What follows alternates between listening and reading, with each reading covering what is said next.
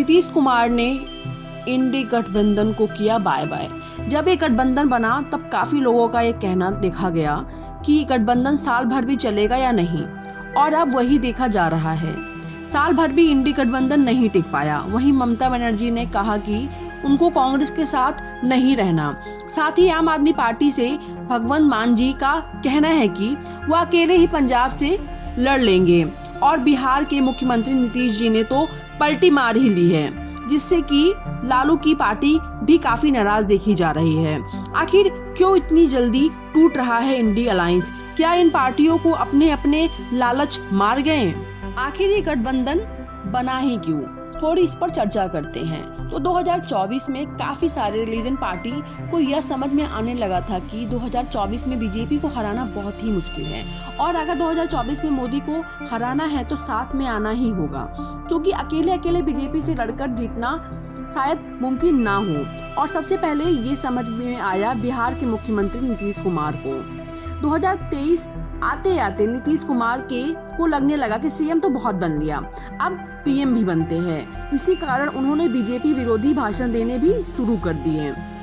फिर नीतीश जी ने INDI alliance बनाने की पहल की। उन्होंने पहल यह सोच के की थी कि अगर वो पहल करेंगे तो शायद उन्हें ही पीएम बना दिया जाए। इसी कारण नीतीश कुमार ने अलग अलग पार्टी से मिलकर इसके लिए बात करनी भी शुरू कर दी। इसी कड़ी में वो शरद पवार से मिले, झारखंड के सीएम से मुलाकात की, यहाँ तक कि वो उड़ीसा के सीएम नवीन पटनायक से भी मिलके चले गए। वो नवीन पटनायक जो कभी भी बीजेपी के खिलाफ कभी भी किसी भी अलायंस का हिस्सा नहीं बनते हैं, फिर भी नीतीश कुमार ने उन्हें मना ही लिया।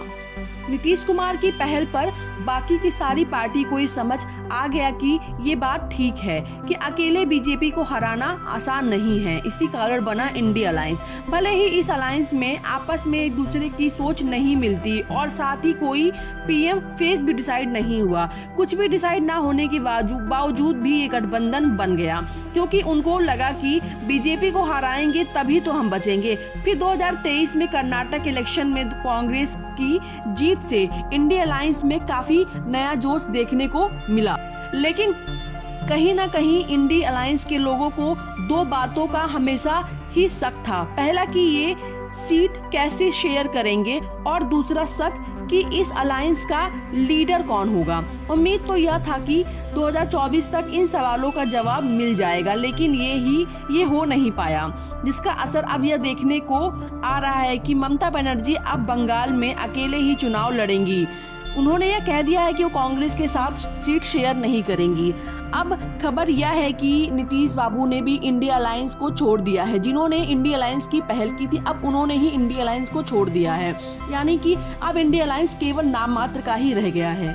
अब आगे यह देखते हैं कि यह गठबंधन इंडी अलायंस आखिर कब तक टिकता है, क्योंकि पहले ही इसके काफी सदस्य बाहर हो चुके हैं। नीतीश जी जिन्होंने इस गठबंधन का स्टार्टिंग किया था, जिन्होंने इस गठबंधन को बनाया था और पहल की थी, अब वो ही इस गठबंधन में नहीं रहे, और कहीं ना कहीं समस्याएं सबके साथ होगी। कोई भी पीएम फेस नहीं बना है, इनकी आपस में सोच विचारधाराएं नहीं मिलती है, तो ऐसे में क्या गठबंधन टिक पाता है या पूरी तरह से यह नष्ट हो जाएगा? इस तरह के और भी वीडियोस देखने के लिए हमारे YouTube चैनल मीडिया फाटक पर विजिट करें।